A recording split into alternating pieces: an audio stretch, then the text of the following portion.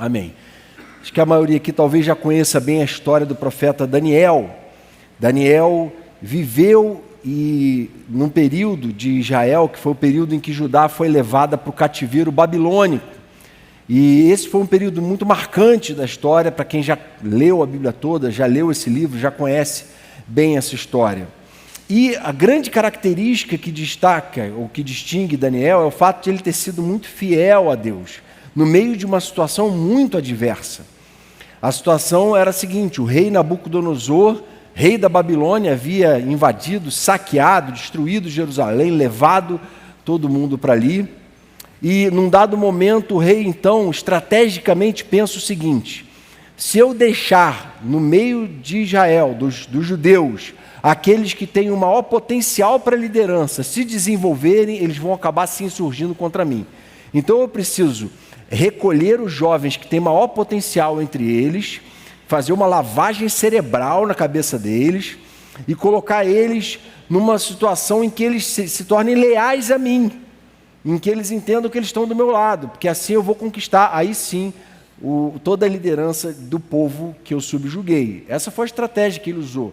Lá no capítulo 1 de Daniel, o relato é que eram jovens israelitas da família real, sem defeito físico, de boa aparência, cultos, inteligentes, que dominassem vários campos do conhecimento e fossem capazes de servir no palácio do rei.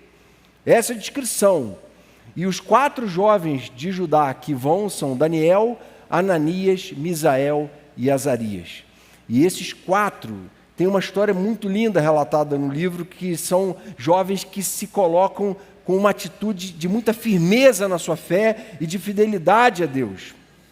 Muitos, provavelmente, no lugar deles, teriam se desviado no meio da Babilônia, mas eles resistem e permanecem firmes. Daniel, no meio dos 4, se destacou como uma espécie de líder que, além de ser muito inteligente, muito capaz, era também alguém que tinha discernimento de sonhos e visões.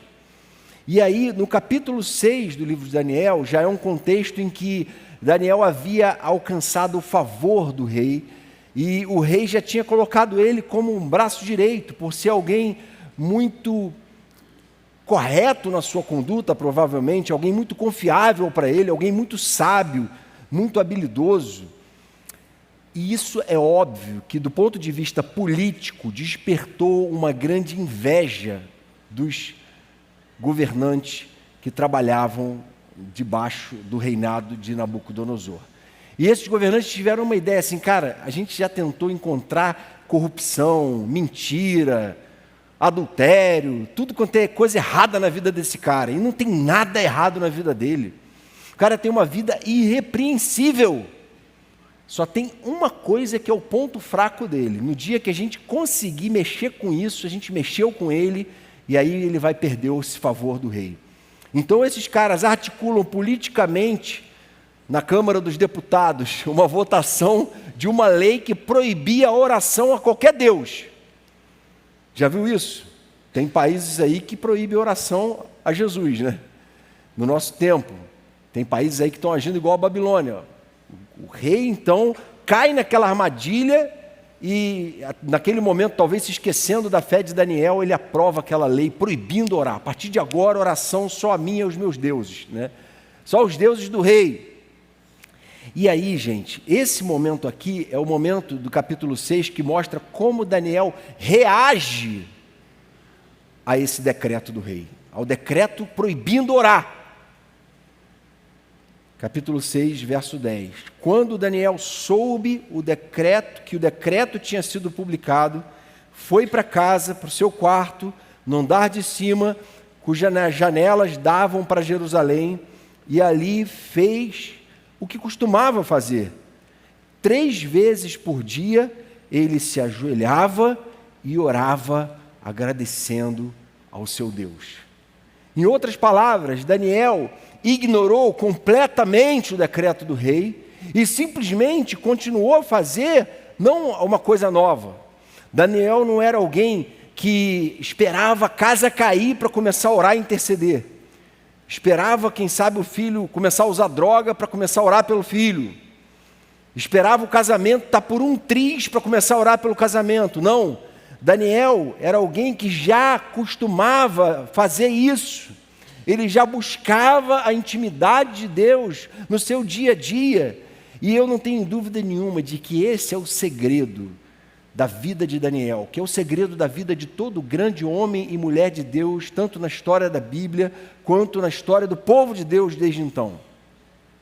E aí, esse episódio e tudo que Daniel e seus amigos viveram, traz para a gente algumas lições. Eu queria destacar 3 aqui. A primeira lição que Daniel dá para a gente é que quem tem intimidade com Deus não negocia a sua identidade como povo de Deus. Isso é algo que fica muito marcado no testemunho de Daniel e dos seus amigos. Veja bem, quando o rei Nabucodonosor pede que os seus dirigentes levem eles para fazer uma espécie de educação de elite com eles, é como se alguém estivesse chamando 4 jovens brasileiros muito capacitados, muito inteligentes, muito capazes para irem para a melhor universidade do nosso tempo. Vamos, por exemplo, imaginar Harvard, que foi uma universidade fundada por pastores puritanos e que hoje jogou fora os fundamentos de fé que fizeram ela surgir e ser a universidade de sucesso que ela é hoje. Mas é uma universidade hoje que a gente sabe que tem posicionamentos progressistas, assim como a grande parte da educação superior no mundo. E aí, pega esses 4 jovens, leva para essa Harvard da Babilônia, para o lugar em que a elite era treinada, com tudo que havia de melhor na ciência e na cultura dos caldeus, na língua dos caldeus. Eles teriam a educação de ponta do seu tempo. E finalmente, quem sabe, eles se tornariam leais. E para garantir que essa lavagem cerebral seria completa, Nabucodonosor muda os nomes deles. Daniel passa a se chamar Beltesazar. Ananias, Misael e Azarias passam a se chamar Sadraque, Mesaque e Abed-nego, os nomes babilônios deles. Isso parece uma coisa de pouca importância, mas na verdade os nossos nomes trazem consigo algo que marca muito a nossa identidade, principalmente dentro da cultura do povo judeu. O nome era dado dentro de um contexto, com bênçãos muitas vezes envolvidas e promessas. E mais, eles teriam que se sentar na mesa do rei para comer das finas iguarias da mesa real, muitas delas que eram sacrificadas aos deuses pagãos. E aí, quando Daniel ouve aquilo, na mesma hora, a reação dele, que era alguém que tinha intimidade com Deus, que vivia uma vida dedicada à oração, que tinha os seus momentos separados para agradecer a Deus e para buscar a presença dele, no mesmo momento o discernimento vem. E diz o texto, lá em Daniel capítulo 1, verso 8, que Daniel, contudo, decidiu não se tornar impuro com a comida e o vinho do rei e pediu ao chefe dos oficiais permissão para se abster deles. Daniel simplesmente fala, olha, tudo bem, a gente entende que vocês estão querendo tratar a gente da melhor forma, mas essa forma que para vocês é melhor, não é melhor para a gente. Ela fere aquilo que a gente acredita, ela fere a nossa identidade.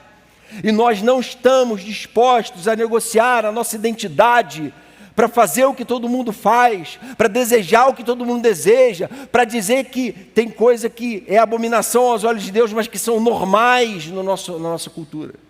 Porque nós não somos, nem nunca seremos babilônios.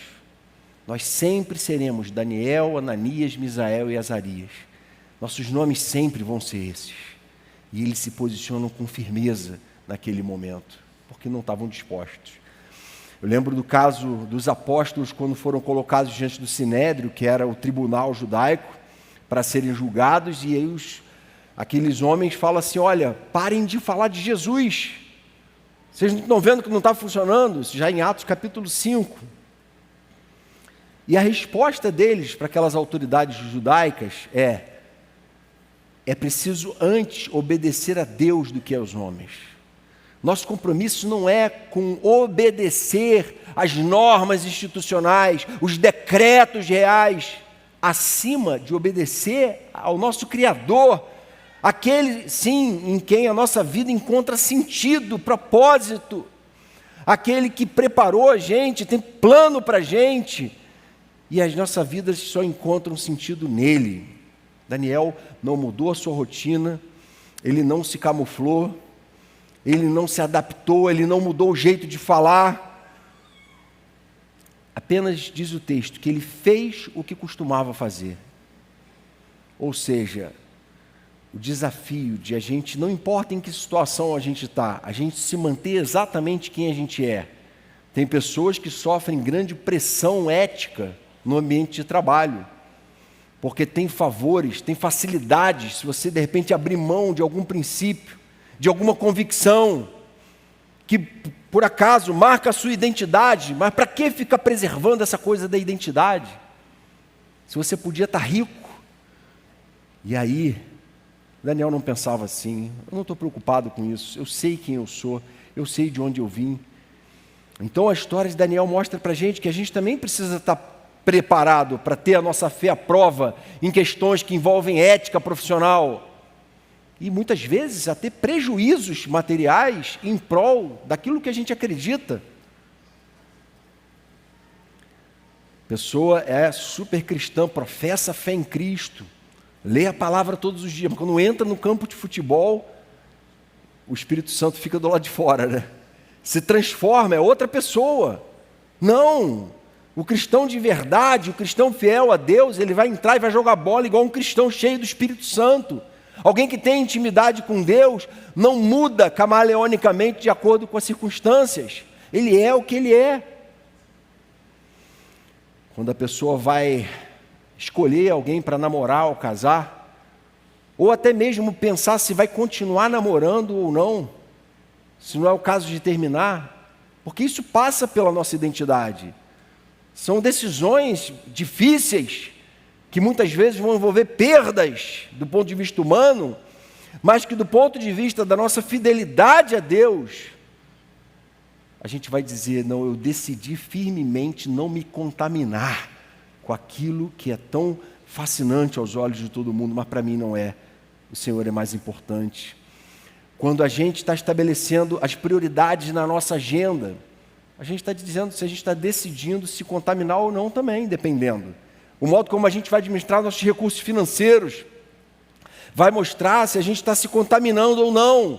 O que é mais importante, o que é prioritário. E o tempo todo, a nossa identidade é colocada em xeque. E a gente é desafiado por Deus a se posicionar. E se posicionar com firmeza de caráter. Agora, quem não tem intimidade com Deus, não vai nem entender o que eu estou falando aqui. Quem não tem intimidade com Deus, não vai ter uma resposta tão pronta quanto Daniel teve. Quem não tem buscado essa intimidade com Deus, não vai conseguir falar assim, ó, estou fora. E a gente precisa desenvolver uma fé que entende a sua identidade e não negocia e não aceita contaminação.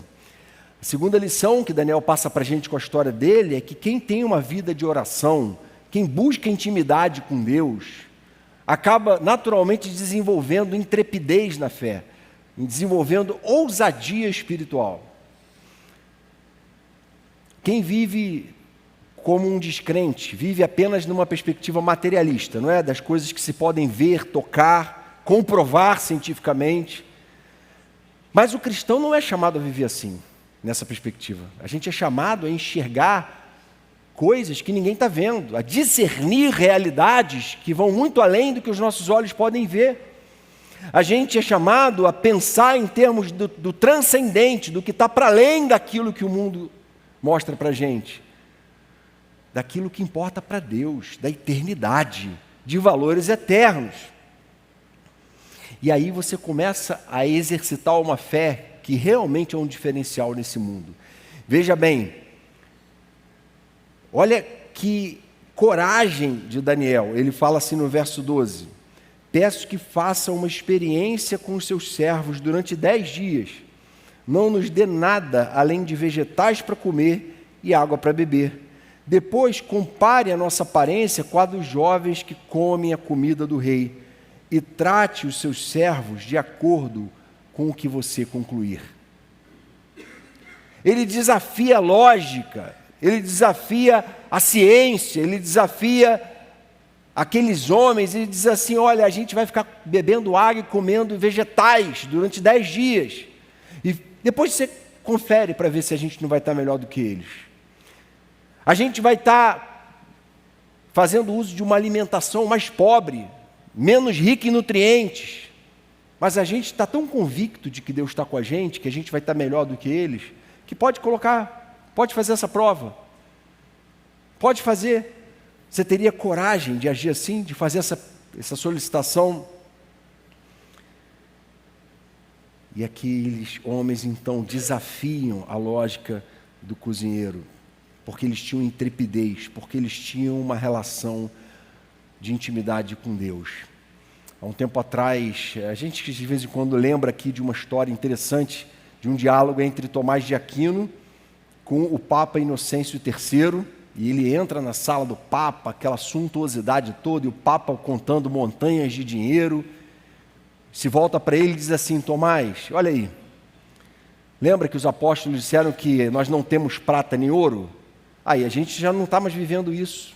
A gente não precisa mais dizer não temos prata nem ouro, fazendo alusão aos apóstolos lá na porta do templo, não é? Com o paralítico. E aí Tomás responde assim: sim, Papa, mas nós não podemos mais dizer levanta, toma o teu leito e anda. Nós perdemos a nossa ousadia espiritual, nós nos deixamos encantar tanto e fascinar tanto pela suntuosidade, pela prosperidade, por aquilo que enche os olhos dos homens, mas não enche nada aos olhos de Deus, e deixamos de nos encantar por aquilo que de fato enche os olhos de Deus. Quer ver um povo experimentando a manifestação do seu poder pela fé e vendo paralítico se levantar mediante uma ordem. Ou seja, às vezes a gente busca fazer tantas coisas que a gente dispensa o essencial, o mais importante na nossa relação com Deus, a nossa busca de intimidade com Deus. Jesus, num dado momento, lá em Mateus 22, alerta os saduceus, não é? Os saduceus eram mestres da lei, conheciam a lei, era uma vertente do judaísmo. E Jesus repreende eles, dizendo o seguinte para eles: vocês erram porque não conhecem as Escrituras e nem o poder de Deus. Só que eles conheciam as Escrituras. O que eles não conheciam era a relação entre as Escrituras e o poder de Deus, e uma relação de intimidade com Deus, e uma relação que experimentava as Escrituras sendo vividas na prática, testemunhada com os olhos. Paulo segue a mesma linha aos Tessalonicenses, ele diz assim: o nosso evangelho não chegou a vocês somente em palavra, mas também em poder, no Espírito Santo. E muitas vezes a gente não tem buscado esse poder. A gente até pode buscar algum conhecimento da palavra, mas aquilo que a gente pode controlar, aquilo que a gente pode dominar, não é? Mas o poder de Deus é algo que depende de um relacionamento de intimidade com Ele, que vai nos dar intrepidez na fé para pregar o Evangelho, para chamar a atenção daqueles que a gente precisa chamar a atenção, para ministrar e exercer o nosso ministério. Pastor Antônio Elias falava uma frase, que a gente já deve ter citado algumas vezes aqui também, sobre oração. Ele diz o seguinte: muita oração, muito poder. Pouca oração, pouco poder. Nenhuma oração, nenhum poder. Daniel já tinha entendido isso, por isso ele colocou a oração em 3 momentos do dia. São momentos que eu vou separar para orar. Veja bem, a Bíblia não está estabelecendo a gente aqui em momento nenhum uma regra de como você tem que fazer, como os muçulmanos fazem 5 vezes por dia, né? Não é religiosismo, não é um método. A gente está falando de algo que vai além disso. Jesus não ficava 3 vezes por dia, Jesus tinha outro jeito. O jeito de Jesus era tempo integral, o tempo todo, um relacionamento com Deus. Jesus não se desconectava do Pai em momento nenhum, ele vivia em espírito de oração. Por isso Paulo fala: orem sem cessar, procurem viver uma vida de intimidade com Deus tamanha que vocês vão ter intrepidez nos momentos que isso vai ser requerido de vocês. E o Espírito vai dar a vocês condição de se posicionarem nos momentos em que isso for necessário. E a gente precisa do mesmo jeito, irmãos, buscar com avidez uma vida cheia do poder de Deus. Isso é algo imperativo e necessário e vital para a igreja. Muitos irmãos têm feito essa busca, já se lançaram nessa busca, têm procurado colocar em dia sua vida devocional, ter um tempo de oração, têm procurado estar juntos com a gente aqui em oração nas reuniões, não faltam célula. São meios que Deus cria para a gente ir buscando a intimidade dEle. Quanto mais a gente mergulha nesse relacionamento, mais desejo por Ele a gente tem. Não é verdade? Se a gente quer ser um exemplo de fé, a gente não pode se acomodar a uma vida sem poder. Se você quer deixar um legado para os seus filhos, busque o poder. Não busque apenas o conhecimento dos saduceus. Busque conhecer o poder de Deus. Um poder que quebranta o soberbo, que dá para a gente discernimento e sabedoria em situações que a gente não está agindo bem, que a gente precisa repensar a nossa atitude. E a gente, na hora certa, vai ter a palavra temperada com sal. Terceira lição que a história de Daniel dá para a gente aqui é que a nossa intimidade com Deus sempre nos recompensará no final. Você nunca vai ouvir falar de alguém que foi um grande homem de Deus a vida inteira, uma mulher de Deus, e aí no final da vida, parando para pensar em toda aquela dedicação, pensou assim: caramba, quanto tempo perdido, hein? Ao invés de orar, podia estar fazendo tanta coisa. Nunca! Porque Deus é assim, e a intimidade dEle é assim. Quanto mais a gente busca, mais a gente quer. Lembra da história de Moisés? Moisés já tinha visto o mar se abrir, já tinha visto a sarça arder, já tinha visto a coluna de nuvem durante o dia, a coluna de fogo durante a noite, já tinha visto o maná cair do céu, falava com Deus face a face. Mas lá em Êxodo 33, quando Deus pergunta assim: o que você quer que eu faça? Você pode pedir o que quiser. E Moisés já tinha a resposta pronta. E a resposta era: mostra-me a tua glória. Eu quero ver a tua glória. Eu quero te conhecer mais a fundo ainda. Eu quero mergulhar nesse conhecimento relacional do Senhor. Porque uma vez que eu te conheci, não tem nada que eu queira mais do que mais do Senhor. Nada que eu tenha visto ou presenciado no passado é melhor do que eu hoje te desejar mais do que tudo. Tem gente que vive assim, não é? Ah, porque na década de 90 foi maravilhoso, a gente viveu um avivamento, quanta coisa maravilhosa a gente experimentou. Outros, não, lá na década de 70 foi um momento de avivamento, quantos avivalistas surgiram naquela época, e ficam vivendo de saudade de grandes coisas que Deus fez no passado. Moisés não era assim. Ele tinha visto coisas grandiosas que talvez eu e você nunca venhamos a ver. Mas na primeira oportunidade de conversa dele com Deus, e Deus pergunta: o que você quer? Ele diz: eu quero a tua glória. Eu quero mais do Senhor na minha vida. Eu quero mais intimidade contigo. Porque ele sabia que a grande recompensa dele era o Senhor. E Daniel entendia isso também. Diz o texto assim, capítulo 1, verso 15: passados os 10 dias, eles pareciam mais saudáveis e mais fortes do que todos os jovens que comiam a comida da mesa do rei. Verso 19: o rei conversou com eles e não encontrou ninguém comparável a Daniel, Ananias, Misael e Azarias, de modo que eles passaram a servir o rei. O rei lhes fez perguntas sobre todos os assuntos que exigiam sabedoria e conhecimento. e descobriu que eram 10 vezes mais sábios do que todos os magos encantadores de todo o seu reino. Deus honrou a fé daqueles homens. Deus quer honrar a minha e a sua fé. Ele quer recompensar aqueles que têm buscado Ele de coração. Texto de Hebreus capítulo 11. Tem ali aquela galeria dos heróis da fé, bem conhecida, não é? E fala de diversos casos, de o que cada um conquistou e o que cada um viu a partir do exercício da sua fé.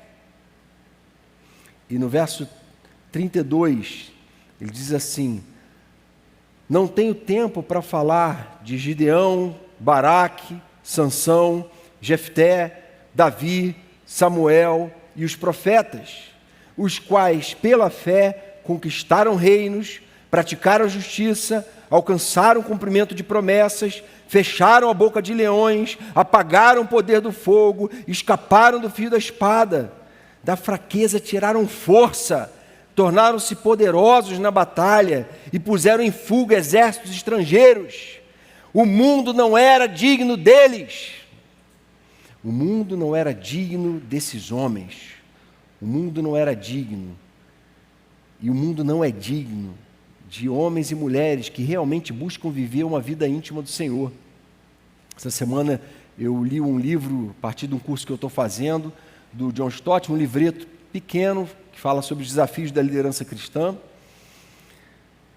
E, gente, eu não consegui parar de ler o livro, aqueles livros que você pega e você não consegue parar, porque Stott foi um pregador britânico que vivia uma tamanha intensidade com Deus, uma busca por pureza, por santidade, que em vários momentos eu fiquei emocionado. Eu disse: meu Deus, Stott morreu já faz alguns anos, mas ele o exemplo dele está me impactando aqui, assim como de Daniel.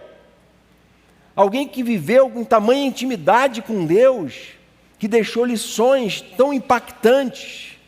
E o livreto termina com um testemunho de 2 pastores que tinham trabalhado com Stott falando sobre ele, mas é de emocionar, é de chorar. E aí eu fiquei pensando: meu Deus, que legado eu estou construindo? O que eu vou deixar de memória? Qual é o tesouro que eu estou acumulando aqui nesse mundo, nessa terra? Fiquei pensando: será que eu tenho construído um legado como esse? Que vai fazer a diferença depois que a gente partir. Se a nossa vida e a nossa existência vai passar e deixar uma marca ou não. Isso tem tudo a ver com o quanto a gente tem caminhado na intimidade do Senhor aqui. Se você conquistou o mundo, mas perdeu a sua alma, você não conquistou nada. Mas se você foi alguém rico em graça, em sabedoria, em misericórdia, na intimidade do Senhor, se você foi sábio em ler a palavra, aplicar a palavra à sua vida, viver uma vida santa nesse mundo, vão falar de você até as próximas gerações e você vai ser lembrado como alguém que foi bênção na vida da sua família e dos seus amigos. Então, algumas aplicações. Primeira aplicação: faça da intimidade com Deus o seu maior objetivo de vida. Não há objetivo maior e mais glorioso e mais grandioso do que a gente viver uma vida íntima do Senhor. Esse tem que ser o nosso maior objetivo. Ah, mas eu tenho outras coisas importantes, eu quero casar, eu quero ter carreira, eu quero... Amém. Mas não acima desse objetivo, porque na verdade, quando a gente busca o reino de Deus em primeiro lugar, o que Jesus falou? Todas as outras coisas nos são acrescentadas. Então a gente não pode inverter essas prioridades.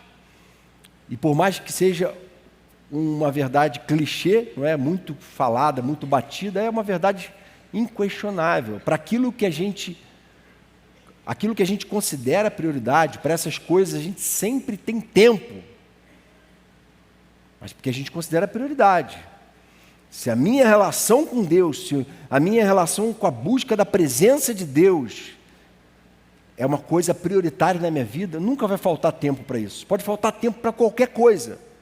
Vai faltar tempo para assistir filme, assistir série, vai faltar tempo para me divertir, seja lá o que for, mas para buscar a Deus não vai faltar tempo, porque Ele é o meu deleite, Ele é o meu prazer. E se não tem sido assim, qual é a oração dos discípulos? Senhor, aumenta-nos a fé. Senhor, ensina-nos a orar como convém. Senhor, desperta nesse coração duro uma fé viva.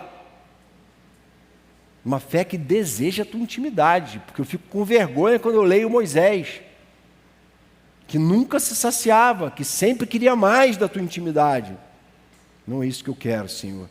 Eu quero realmente viver na intimidade do Senhor, investir tempo na minha relação contigo. Eu quero buscar o teu reino em primeiro lugar. O meu trabalho é teu reino. A educação dos meus filhos é teu reino. Meu casamento é o teu reino. O dinheiro de salário que eu recebo é o teu reino. Você vai aplicar na sua família, na sua casa, na sua despensa. Tudo isso é parte do reino de Deus. Deus tem propósito e missão em todas essas coisas. Desde que você passe a enxergar elas a partir da perspectiva do seu relacionamento com Deus. Segunda aplicação, não se acomode a uma fé sem poder. Não seja um mero cristão institucional, nominal, da boca para fora, conformado com a adesão a um grupo religioso, a membresia de uma igreja local, por mais que ela seja bíblica e importante. Mas é mais do que isso. Eu preciso entender que quando Jesus ia ascender aos céus, lá em Atos 1:8, ele diz assim: vocês receberão poder quando o Espírito Santo descer sobre vocês, e vocês serão minhas testemunhas em Jerusalém, em Samaria, em toda a Judéia e até os confins da terra. Amém? Poder para quê? Para que o Espírito Santo daria poder à igreja de Jesus? Para que Jesus deixou essa promessa para a gente? Para ser testemunhas, para mostrar que o nosso Deus está vivo, Jesus está vivo, amém? Para mostrar que a nossa fé é uma fé viva e operante, para mostrar que eu sou um pai diferente por causa dessa fé que eu tenho nele, que eu sou um marido diferente por causa daquilo que o Espírito tem feito na minha vida, para eu ser um profissional não só exemplar, mas que abençoa a vida daquelas pessoas com quem eu convivo. Por quê? Porque eu recebi poder do Espírito Santo para isso, para ser um agente da graça de Deus, um agente do amor de Deus, da graça salvadora de Deus na vida dessas pessoas. E eu vou pregar o Evangelho para elas, vou levar elas para a célula comigo. Eu e você não vamos cumprir nossas missões individuais, nem enquanto igreja, se não estivermos revestidos com o poder do Espírito Santo. A gente precisa buscar Ele. E aí, se a gente tiver Ele, a gente vai experimentar coisas que a gente sequer pode imaginar. Tem um pregador que pregava na década de 90, alguns assistiram ele pregando aqui em Niterói, em outras igrejas, pregador libanês, tinha morado a maior parte da vida em Jerusalém, e foi um homem de Deus, Samuel Doctorian, que tinha uma pregação muito impactante, e ele era alguém que transpirava uma vida de oração, uma vida de intimidade com Deus. Depois, no final da vida, ele entrou em algumas polêmicas com algumas questões, mas nada que desmerecesse aquilo que ele pregou e impactou nossa vida com aquilo. Eu lembro que uma vez ele pregando, eu assisti ele falar isso, ele disse que estava num voo, começou uma turbulência muito forte, máscara caindo, as pessoas desesperadas, e ele calmo, totalmente calmo. E as pessoas, meu Deus, o senhor não está preocupado com o que está acontecendo? O senhor não está vendo que essa turbulência está trazendo para a gente um risco de queda? Ele falou, não, esse avião não vai cair, pode ficar tranquilo. Mas como é que você sabe disso? É porque Deus tem promessas para cumprir na minha vida, que Ele ainda não cumpriu. Eu tenho certeza que ele não vai cair. Só que alguém, para ter essa convicção e agir desse jeito e não ser louco, tem que ser alguém que está vivendo na intimidade do Senhor, que vive uma vida de oração, que vive com uma paz que excede a todo entendimento. E a gente é chamado a viver assim. A gente é chamado a acreditar naquela palavra que Paulo fala lá em Coríntios, que nem olho viu, nem ouvido ouviu, nem jamais penetrou em coração humano aquilo que Deus tem preparado para aqueles que o amam, para aqueles que amam a sua intimidade, para aqueles que querem mais de Deus todo dia nas suas vidas. para aqueles que querem impregnar o seu coração com as coisas de Deus, porque são gente que aprendeu não só a Escritura, mas aprendeu o poder de Deus também, aprendeu que Deus precisa ser experimentado, vivo. Terceira aplicação, esteja certo de que cada minuto investido na presença de Deus será recompensado. A gente sabe da grande recompensa da vida eterna. O Evangelho garante para a gente isso. Mas há muitas recompensas que advêm de uma vida de intimidade com Deus. Um coração completamente em paz, uma vida realmente edificada dia a dia aos pés do Senhor. E um legado de fé que é construído dia a dia com uma vida submissa às Escrituras e dedicada à oração. É isso que Deus espera de nós. É uma recompensa muito maior do que qualquer recompensa material que o mundo possa oferecer. A recompensa de ver a nossa casa solidamente alicerçada sobre o Evangelho. Todos os dias Deus detalhando a gente ali, com graça, com firmeza, com fé, e as nossas relações irem sendo tratadas. E Deus vai devagarinho convertendo o coração dos pais aos filhos, dos filhos aos pais, reconciliando relacionamentos destruídos. Mas tudo isso, irmãos, é fruto, é resultado de uma vida dedicada à intimidade com Deus. Não é fácil para ninguém, estamos todos numa luta, cada um tem o seu desafio. Ninguém aqui faz a ideia do que cada um aqui enfrenta no íntimo. Não fazemos. Mas o que é para nós um grande diferencial nessa luta é que a gente não está sozinho, que a gente tem um Deus que nos chama de amigos, que nos chama de filhos, que quer andar com a gente, que quer estar presente em cada etapa da nossa vida. Amém? Senhor querido, obrigado pela possibilidade de estarmos agora falando contigo. E a gente quer te pedir, Senhor, vem derramar sobre a tua igreja sede de ti, desejo por mais de ti, por mais da tua intimidade, por uma vida de oração, por uma vida de meditação deleitosa na tua palavra, que a gente cresça e amadureça. A gente quer ver a igreja, Senhor, oceânica, cada vez mais como uma igreja madura na fé, uma igreja cheia do teu Espírito Santo, uma igreja íntima do Senhor, com intrepidez para exercer a autoridade que o Senhor deu para a igreja, Senhor, neste mundo. Que o Senhor faça assim conosco, continua reinando sobre cada lar aqui representado, continua reinando sobre os nossos corações fracos e enganosos, continua aumentando a nossa fé, continua usando essa leitura bíblica para nos fazer amar a tua palavra e nos deleitar nela a cada dia. Faz assim, Pai, que essa semana seja vivida debaixo dessa bênção e dessa graça, em teu nome, Jesus. Amém, Pai.